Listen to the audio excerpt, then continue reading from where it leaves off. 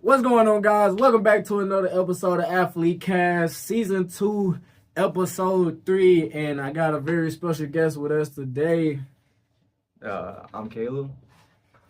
All right, Kayleb. So, I know you quit sports, but just tell them what sports you play. So yeah, I did play football here. I'm a senior here. But yeah. All right, so. What do you want me to explain? Like, you want me to explain where I came from? Yeah. In sports?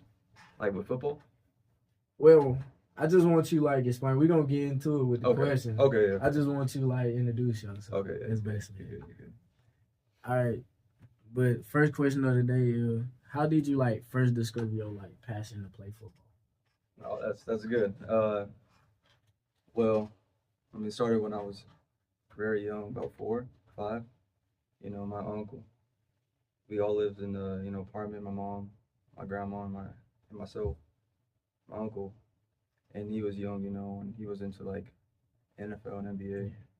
But he kind of discovered that football thing, and he was a Packers fan. So was my mom. So I kind of discovered being a fan of a team, and Donald Driver and Reggie White, legends of Green Bay.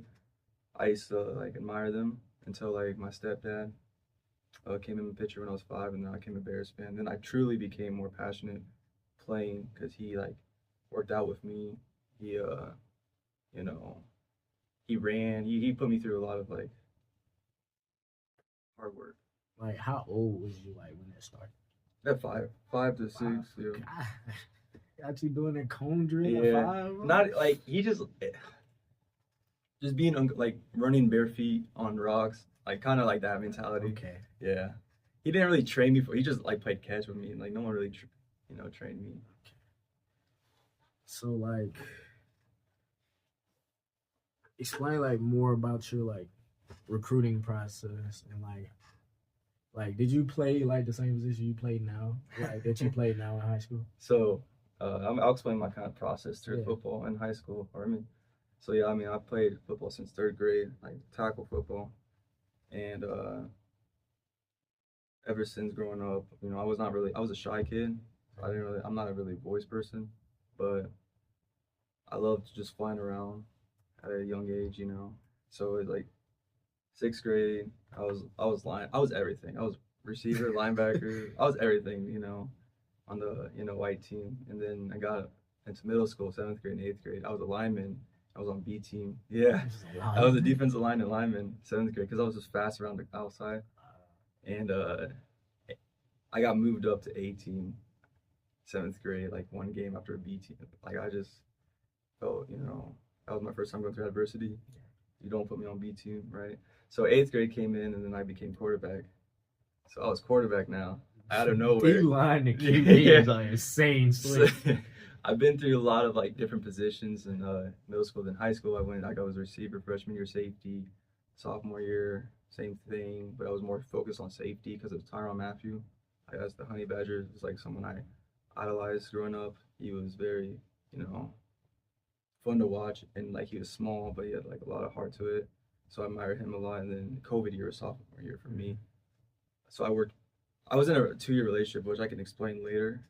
I wasn't really trying for freshman and sophomore year, but when junior year came up, sophomore summer, going to junior year, I tried really I put a lot of work in.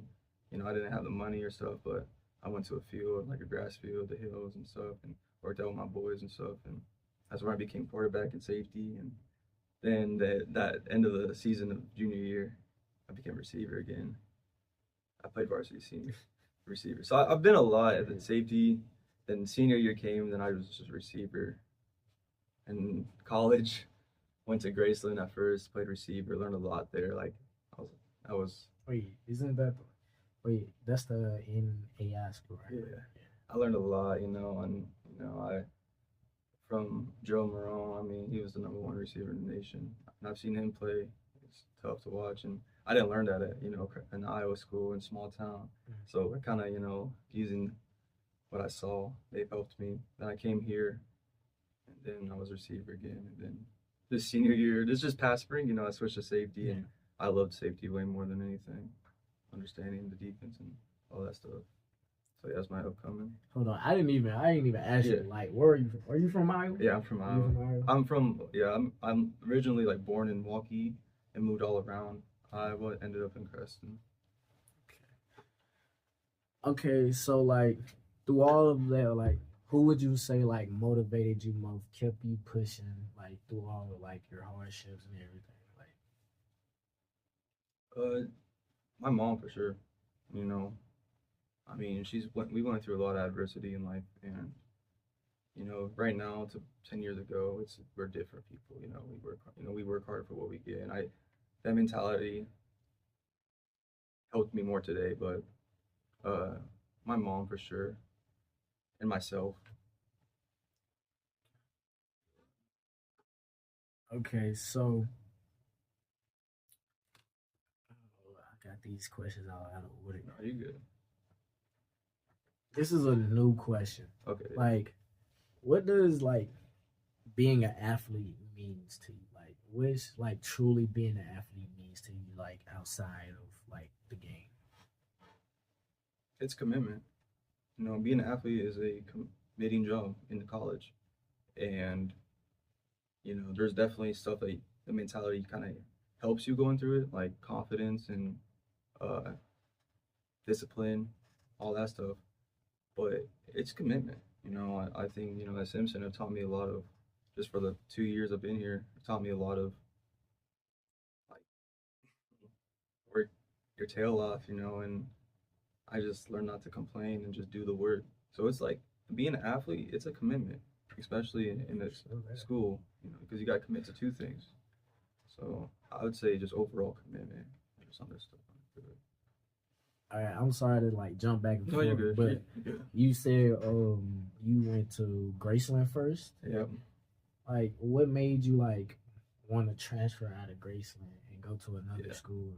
Cause weren't they like number one? I don't know if they were number one at the point where you was there. I mean, I can go back to recruiting. I'll jump back to a little bit because my best friend from high school, one of my best friends during my life, he went to Graceland as a lineman. I wasn't supposed to go to college, but he hooked me up with a coach. I was never supposed to go, so I really didn't know how to get myself out there in ways. And I've always loved football, but I was never really confident about football. You know what I'm saying?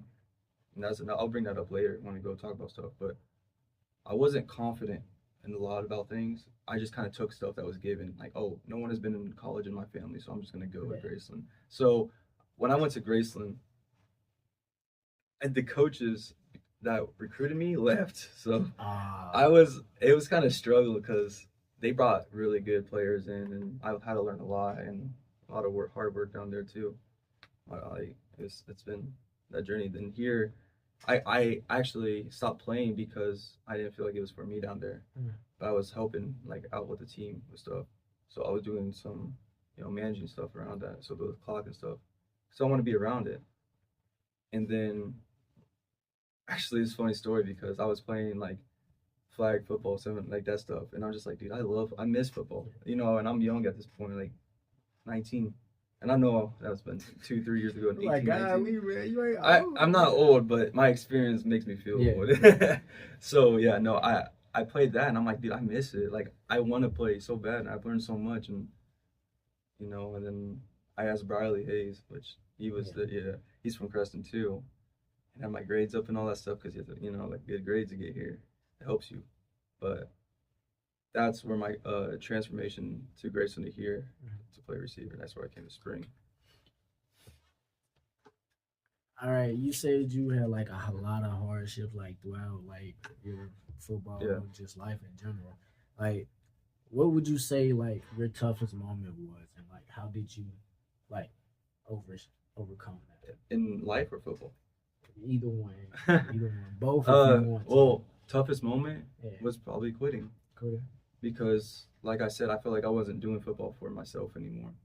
And I've been feeling like that for a long time. I just didn't want to hurt other people's feelings because I was already done so much for the program. So toughest thing for me was to leave football, but it was the best thing for myself, for my mental health.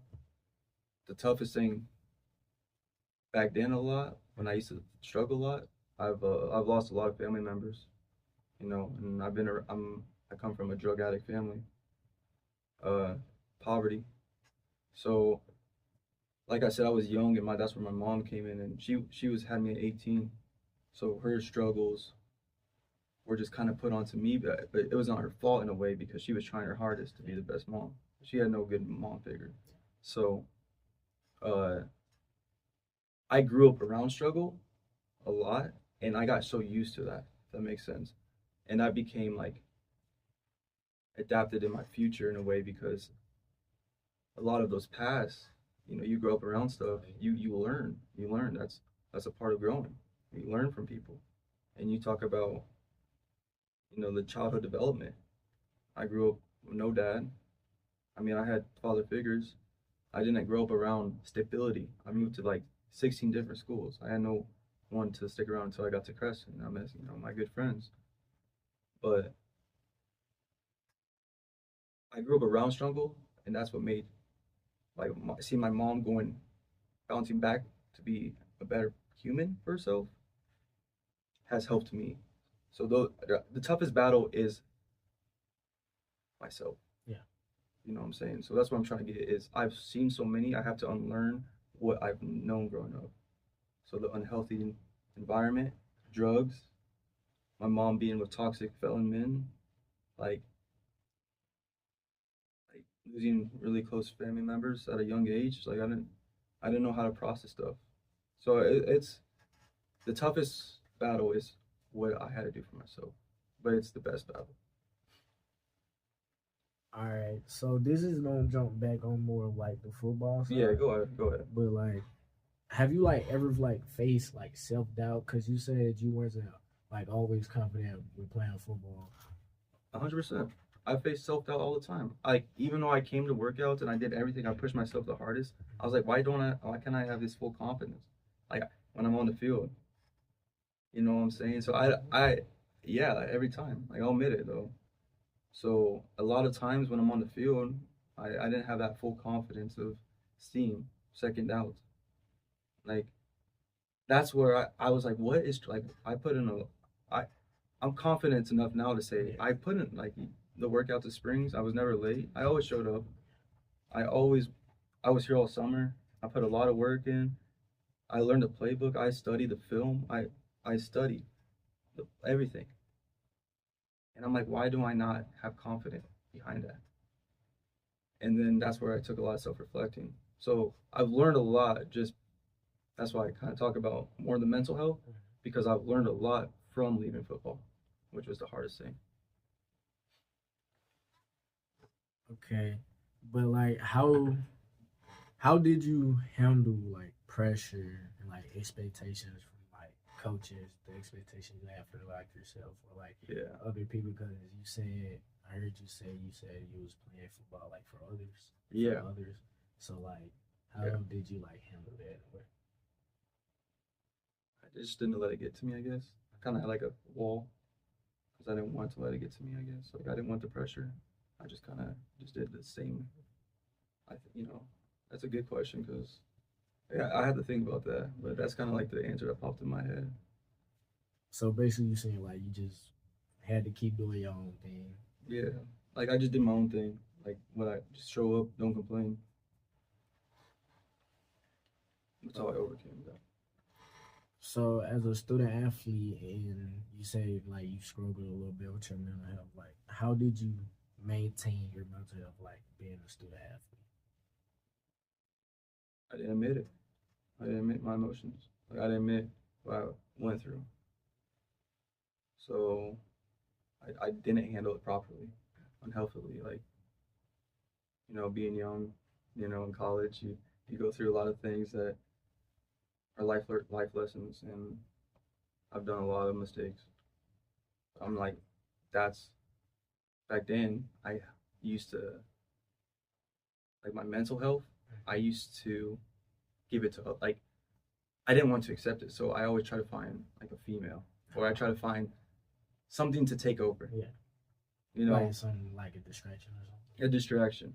So now, I mean, that was back then, so I didn't really properly heal because I never admitted my emotion. Like I never. I feel what you're saying. You feel me? Yeah. but now it's different. Is that did you want me to explain now or back then? Like, I mean, it's up to you. Yeah, I don't want to make you like. Oh, I don't care, bro. I told you I'm gonna talk. Like this is what it's all about, man. Yeah, I just because I've been through it, a little bit, and learning to be by myself and loving myself more and more every day, and that took a lot of like self-reflecting today and understanding that, you know, I made a lot of mistakes that I hold myself accountable and never doing that, but also don't beat myself up at the same time. I'm a human. We're all humans. So yeah. Yeah. So like, how did you balance life, like being a student athlete? Like, how did you balance the academic, sports, and then you also had your like personal life? Oh, that's a good question. Yeah. So I mean, like when I was in sports, I kind of put sports always on my top. Like I should have evened out way more thinking about it, but what I did back then was I put sports because I wanted to be like do this stuff to be this, like work harder, be the best I can be. But I didn't have like I kind of cut down like my family felt like and a little bit academic because I was so focused on that. Yeah. I'm not saying it was a bad thing not to focus on. Just from my point of view, I didn't even it out as much as I should have. I mean, sometimes I feel like when you focus, like when your main focus is on one thing, it's hard to Exactly focus on the other things, and I feel like that's what I feel like some people don't understand that. 100%. No, like, naively, a lot of people don't understand that. Like I have like I have like I don't know what to call them. Like they not kids no more, but like younger kids. They're like being in college and playing football easy. You don't know half of it, bro. You don't know half of it yet. I would have said that freshman, sophomore year before. So guess what? I said the same exact shit my senior year. Yeah. Like, man, it can't be that hard, bro. Freshman year whooped me, bro. Yeah. But it's tough. But yeah, I mean the academic part though, I had to like, I've always kept my grades at a good grade, so I don't have to like stay and study but I just sometimes school for me is kind of hard to pay attention into because I have like that short time span. I'm trying to learn how to but concentrate. But back then it was just I was watching Huddle, like I was watching Huddle, like I don't, and that's okay because I love football too. I study football too, and like the game and the defense and offense. So I mean, yeah. Okay. All right. So you said you learned lessons from like your experience. So like, what lessons have you learned like from sports or just in life in general? Oh yeah. That like you apply to your like everyday life. That's a good question. That's a great question. I mean, football for sure, especially at Simpson, discipline. I mean, to get what you want, you got to go through the uncomfortable situations. So learning that has helped me through my life and my progress now. So in football, you're not gonna get what you want. That's just the facts of it. But you can work for what you can get. So the uncomfortable situations, like hell week for these kids right now. It's a tough thing, and I remember back then I was like, it's tough, but in the moment, I knew I was gonna miss that because I went with a team through it. Like everyone went through the same thing, not just one person. But I learned that being uncomfortable is okay. That's what I like about like the coaches. Like even though I'm not playing anymore, but like it's like that's one thing they never allowed you to like actually like be complacent or like be comfortable. Like they always wanted you to be better and like never stay at that same level. And that's exactly what they taught me for real. That's why I have so much respect for Coach Hoskins because as a man, it's bigger than football. He's teaching you life lessons, and I took the life lessons and applied it to my life. That's what I like about Coach Hoskins for real. Like it's bigger than football to my eyes. So yeah, no, I agree.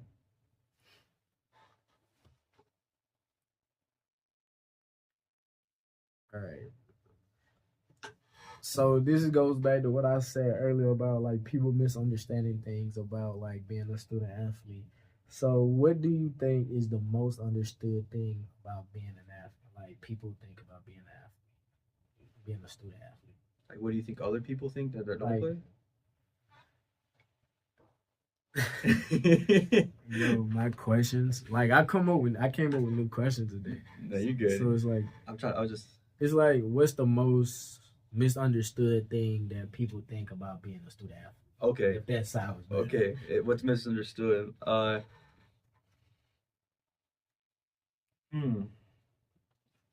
What's the most misunderstood of being a student athlete? I mean, I feel like I don't know. I don't know what I really don't. Like I want to say like if I wasn't playing, yeah, but I already know it's hard. And I don't. If someone says it's not hard, then that's just naively they don't know because they've never been through it. So I don't. I really don't know. I can't. I'm sorry. It's all good, bro. Well, being an athlete, misunderstood. Like for instance, I feel like people like think that every like student athlete gets an NIL deal. Oh, like, okay. Like, I see what you're saying. Yeah, like okay. Like yeah. what you think? Like people think like being a college athlete is like, but it's really not. Yeah. Okay. Yeah. I mean, that's really what. That's okay. So from that perspective. So like my sister says, I do 4 sports and you do 1. I'm like, just like you don't understand it. It feels like every day my body. So I don't as like NIA deals. That's a good one too. Like a lot of probably people in NIA says, oh, if you just play college sports in the D3, D2, D1, you get NIL, but that's untrue in D3 for a lot of people. Bro, I could go forever with this list, bro. Like you give me one. I want to hear yours because I need some. Like people misconstrue D3. Like people just think like players in D3 is just ass. Like that's what would been a better question. Like like people just think because you in D3 like it's easy as fuck. Like it's not. Yeah. Like I can tell you. Like I see what you're saying now. Yeah. I was talking to one of my D1 homies. He was like, and I told him about like during the summer when I was up here and we was working out and shit. And I was like, y'all doing the same thing? He was like, nah, bro, it sound like y'all just doing too much. So if a D1 player is telling me like they barely do the amount that we do, it's very crazy to me. No facts. So if I was thinking D1, I would think they would do more. Yeah. I would think they would do more than what we do. Like I've seen Colorado win the Shador. Like watching them, they did some boot camp military type stuff. And I thought that's how every D1 college is. So I mean that's not how every D1 college is apparently, bro. Yeah, okay, so that's my perspective. Like I thought every D1 college was a military boot camp college. That's what I'm saying. Yeah, like, I could go here all day with that question. Where does your boy go to? Where does your boy go to D1? He told Howard University. Okay, yeah. I think they're D1. Yeah, they're like a I think they're like a smaller D1 school. Yeah, so which is cool. I was like, bro, ain't no way we out here doing more work than tempo runs and everything. Fucking 50 tempo runs and none of that shit. Oh no. Yeah. All right, so we gonna get like to the really mild mental health questions for you. For sure. Because I know that's really what you wanted to hear on a lot. I think that's But like I said, new questions. Not a lot of them. Well, I just thought of something about the toughness of adversity I've been through was my injuries. I've been my hamstrings. Yeah. I can never go with a full semester with a good hamstring, and that I had to push through that, and that's hard, especially like this year. So yeah, I want to go back to this year though. I had a good preparation. Yeah. Because preparation is built off what you've done. Mm-hmm. So I had a good self-esteem coming in here. It was like 3 days into practice, and I was doing good. I was trying to coach, and I was trying to coach the younger guys, plus doing what my role is. So it's helping me too, and seeing perspectives. Then my hamstring, it tanks. Yeah, because I remember, didn't you have the band? Yeah. I made the little homemade band. Yeah, I got that was whack for myself, man. That's how I knew I probably should have been. No, but like I said, those are hard. Like my hamstring, I've at least 5 times. I get a little strained it. Yeah, so that took a lot of confidence down. Like I was trying to keep optimistic because after much preparation, I felt like I was doing good. I was getting reps or red reps. Like I was like doing my stuff, and then I was trying to keep a high optimistic while my hamstring's trying to heal. And I missed 2 scrimmages. I'm missing all these opportunities because they've never seen me play safety. So that kind of like sparked my confidence really down, and I was just like trying to. It was hard after that for injuries. I feel you on that because this year, bro, it's been a fuck fest with me on my hip. Man, were you there when I like got my hip? I think it was like after. Yeah. We had left, but it was like one practice I literally had to wrap both of my hips up. Really? Because I couldn't run at all. That's not good. And I still didn't make it through practice, bro. And yeah, that's tough. That's what I was like thinking about that night. I was like, bro, I'm just a sophomore. My body breaking down already, and I'm just a sophomore. No, it's real. It sucks. And like hearing people talking about a 5th year, bro, I barely can go second year without my body breaking down. Man. Yeah, I'm done. See me in men's league in basketball. That's probably. All right. So like I was saying, got the fun question. Who did you think on the team like was the funniest? Like, who you think on the team was the funniest? Dude, I always felt like this year I wasn't really like involved. Like I didn't talk to a lot of people. So like this year, it doesn't have to be from this year. It can be from dude. Eldred was the funniest person I've ever got to know in my life, and that's like a brother to me, through Simpson. He's just so. I miss him a lot, but he is definitely the funniest person I've ever met here. This year probably K1 because I probably hung out with him, the most around. But yeah, those Eldred was really funny. Like there's never his you met Eldred. Yeah, freshman year, bro. I thought bro never got sad or anything, bro. I only see this man happy or mad. Those are the only 2 emotions I've seen Eldred have. Shout out to him for real. We've had great talks in life, and he's I just texted him earlier. He's doing good though for himself. It seems like, and that's that's what brothers come. Saw him at the senior night game. Yeah. Bro was pimped out. Like, yeah, he's the funniest. Who do you think this year? This year, bro, I ain't gonna lie. I ain't been really talking to people for real, but I can say CJ for one. Oh yeah, see, like, I don't know. He was one last year that like just. Because, I wasn't really a linebacker. I was a lineman coming out of high school. I just lost hella weight over the summer. So, like, when I came in the linebacker room, like, he was the first person that made interaction with me. And, like, I don't know. It's like, ever since then, it's just... He's funny, yeah. He's my roommate, so I forget about him. He's an interesting guy, but that's funny. Yeah, that's what makes him funny. Just because he has his own humor. Yeah. Like I've never seen a humorist like CJ's. Them Arizona people, they different, bro. Him and Connor, bro. Yeah, they're funny. They're funny as fuck, but very interesting. Last year I'll say more of LT. I forgot about it.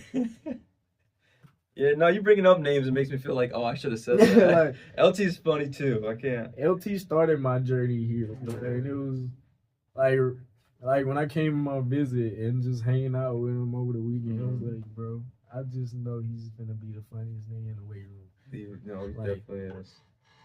He got funny he got dark, like he got. Yeah, he got dark humor. He got dark humor like a mug. And he say a straight face after he didn't say nothing. That's what makes it funny. Like I can't keep that straight face. Yeah, he says it like it's normal. I'm like, bro, what? Yeah, shout out to LT, man. Great dude. Nah, he be killing me when he be talking about just black people. Yeah, I fucking hate black people. I'm he do be saying the most. What we do to you, King? No, he's funny as fuck. All right, I don't got too many questions for you. I mean, I can explain like I'm trying to think of questions as we go, yeah, based off what you said. But I remember you said something of like, did you want the newer me or the older me? Like, what what's the difference between Ooh, those two? okay. The newer me don't live in fear. Mm. The old me lives in fear because that's all I've lived in is fear. So living in fear is being scared. Like for me, is being scared of becoming who I really want to be because I was at a standard for myself. You know. So for example, relationships. Mhm. I struggled bad growing up with relationships. I don't want to get into depth, but it would just say I was not the best boyfriend for a lot of my relationships. And like I said, I'll admit I wasn't the best. But understanding those relationships have helped me in a way to learn, but at the same time, I have done so much damage to them. But I lived in fear, like I had like jealousy or controlling issues, or like I can blatantly say this stuff now. I wasn't confident enough back then to say that in front of people, because what do people think? So living that fear, it what stopped me becoming who I want to be. So that's the difference now. I took a lot of self reflecting. Where did it come from? I kind of used like, what did I see from my past? Um, who was my male role models? And I see a resemblance, and that's where I think like, I mean, I could talk my future. I want to be a counselor. Ooh. You know what's funny? I literally just switched my major to like human service to be like a It's social worker, great counselor. with Craig Peck. It's great. Yeah. No, it's great because I like to hear that for real because we need more mental health. So I come from a counselor. I come from that empathy side. Mhm. I've been through so much. I feel for people, you know. But back then I just lived in fear because I was going through my struggles too. But now it's like I'm going through the struggles, but I'm overcoming them. So uh, being alone. Back then, I talked to a girl. It was Let me stop talking. Talk to another girl. Mm. I was never Yeah. I was never by myself. I took a lot of recognition. So being in that took 5 years plus. That just time. Time told it. But uh, yeah, that's just overcoming that kind of aspect of fear. So like, how did you get over these humps though? Like how did you like manage to become this newer version of yourself and leaving like your older version behind? What helps me in a way? Yeah, like what helped you like build yourself up to the person that you are Putting myself first. Putting myself first. So like I was in a relationship this year, and like I said, I wasn't the best boyfriend, but me and her been through a lot, and I put her through a lot of situations because of my trauma, and it's not her fault. But we at the end, we both understood where we needed to go for ourselves. So being mature and putting ourselves first was the best option. Uh, Putting myself first, listening, self-reflecting a lot, listening to Russ. I've never heard of Russ. He's very like more mental health. He's been through a lot of trauma too, but he talks now? about Wait, the rapper? Russ. Okay. Yeah, he so. I mean, back then I never liked him because my first girlfriend. Crazy story. My first girlfriend, my first love, all that stuff. She loved Russ, and I was always jealous.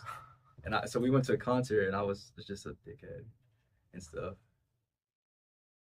But now, like, he has inspired me a lot through a lot of rap songs, and his rap songs are more about life, just like how other people reflect, through music. But that he has helped me a lot through his new album or his album this year, Wild. Uh, Understand that we have emotions. Because male stigma is we can't show emotions, or we call it weak. I don't believe in that. I believe in any like, because when I did that, it's when it hurt me. When I started understanding my emotions, it helped me, and he kind of gives me that perspective. So music too, self-reflecting, understanding where you came from, how did you grow up? How did for me like I grew up poor. That sucked, dude. It sucked so much because it's always instability. my mom was always giving me the love, but she was fighting through, pills addict. Like I've been through a hell of trauma, like I want to, I want people to understand. Like I'm not saying my life has been worse than other people, and shout out to LT because he's helped me with this. He's like, we all drown. Like some people, a lot of people drown underwater. Don't matter where you're at, you're still drowning. But I'm learning how to pick myself up and learn how to breathe underwater. LT helped me in that perspective because like I try to not make my life like, oh, feel for me no more. Back then I used to, playing the victim. I accepted it happened, but I understand what I've learned from it. So where did that jealous come from? Where did that controlling come from? Of relationships. My mom was in a toxic relationship. My uncle, which is the biggest part because he was my only male figure. He always preached about, loving, but he never loved his life. He never loved his wife as healthy. Cheated, and that's what changed my life. Just this past season, I was going through that stuff too. Letting negativity people go. Those have significantly helped me become a better person. And talking about, talking to people about emotions and understanding trauma, like that's helped me tremendously. All right. Yeah. Last question of the day is like, what advice do you have for like, say people that's out there struggling with their mental health, or like say upcoming student athletes? What would be your advice to them? Don't be afraid to talk to someone. And I truthfully think there's people out there for you to help. And people might struggle in the same thing, but they're just afraid too. So, find the right environment to be around. And for student athletes coming in, it's high school to now, it ain't easy, but it's definitely worth it. Oh, yeah. And I think I have a greater purpose now going into being a counselor for middle school. I think now I just have to spread, positivity. Wait, so that's what you're doing? Middle school. Yeah, so I interned this semester at a middle school counseling, and I loved it. So I have to go get my master's at Drake. So I'll move it to Des Moines and start my life. So yeah. Bro. Yeah. Well, guys, that's all I have for you today. Appreciate my boy Kayleb coming through and being on the podcast today. Any last words you like to say to the people? Great podcast, love to see my boy John here, going up in life for doing the podcast.